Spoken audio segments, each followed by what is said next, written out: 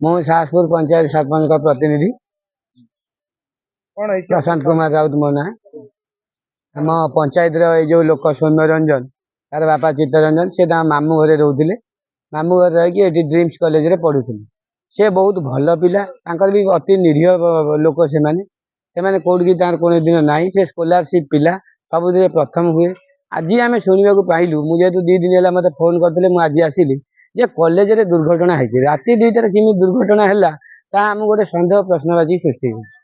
राति 2टार पिला केमी गले एक्सीडेंट केमी है जो एक्सीडेंट कहते से कौन जगह ना जो छिंडी कि एक्सीडेंट है गाड़ी बाड़े एक्सीडेंट हम से भाया किसी जना पड़ूनी बेकर गोटे चिन्ह अच्छी आखि पता माड़ होती हूँ जिनस तेणुक आम चाहूँ यार तदंत करा जाऊ ये न्याय उपयुक्त न्याय सठिक न्याय से पाऊ से लोक आईआईसी प्रतिश्रुति देले आमर एफआईआर रखिले इन्वेस्टिगेशन गले इन्वेस्टिगेशन कर सारिक आमको जनइबे जदि यार किसी व्यतिक्रम हुए आम राजरास्ता को ओह्लैबू कॉलेज सम्मुखें धारणा देवु थाना आगे भी धारणा देवु सौम्य रंजन का अवस्था भी भल ना डॉक्टर कहया कथा 95% अवस्था ना केवल वेंटिलेटर अच्छी खाली जबरदस्त निश्वास चलती आम बापा को जनौनु निश्चित अनुमान करूँ कैंपस भितर जहाँ किसी बाहर है ना पूर्व ना से पिला भल पिला बोली मुझे जानती तार कौन आलिगेसन नाला जेहेतु चिन्ह बर्ण या देखा रैगिंग भितर किसी ना किसी गोटे कॉलेज कैंपस भितर बाहर किसी हैला भाई आमको जना पड़ू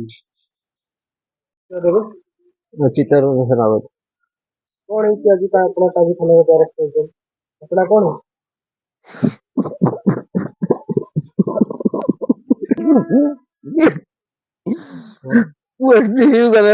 मारी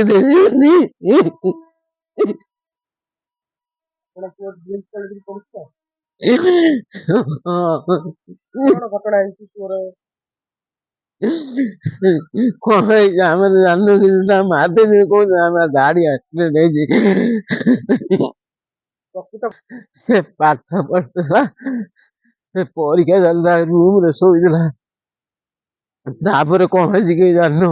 राति फोन कल पुओ दिह खराब अच्छी ये सब गला देखला मेडिकल पड़ी होश ना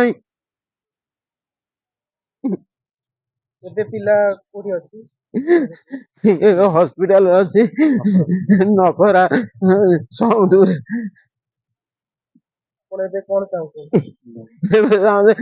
पिला जीवे जीवे दरकार निहारंजन सेनापति सौम्य रंजन दादा है कौन है गुरुतर संग्राम से टांगी कॉलेज रे पढ़ुले टांगी कॉलेज 2 वर्ष है हॉस्टेल रही पढ़ुले से टांगी कॉलेज रे पढ़िया समय रे यही घटना घटी गत मंगलवार राति 3टा बेले आम भाउज कदी फोन आसला जे एमती पुअर घटना एक्सीडेंट होती खबर आसला जड़े अन्य व्यक्ति कही फोन करके आसिकी से पुअर माँ आउ ता मामू आसिकी देखला बेले पद्मिनी हॉस्पिटल से पड़ते आउ से समय भी तांकर होश नथिला आउ देखला परे से आसिकी पुणी ताकू करके से देखिकी से माने हॉस्पिटल को सम हॉस्पिटल को ले जाती सम हॉस्पिटल अच्छा वेंटिलेटर रे आईसीयू रे अच्छा बड़ी संकटापूर्ण अवस्था अच्छा डाक्तर आमको जहाँ कहते जे से आला भाया ना मुंड डेड हो जाती तेणुक जहाँ निश्वास प्रश्वास चलू नहीं सेमती हार्ट बीटा जहाँ चलुची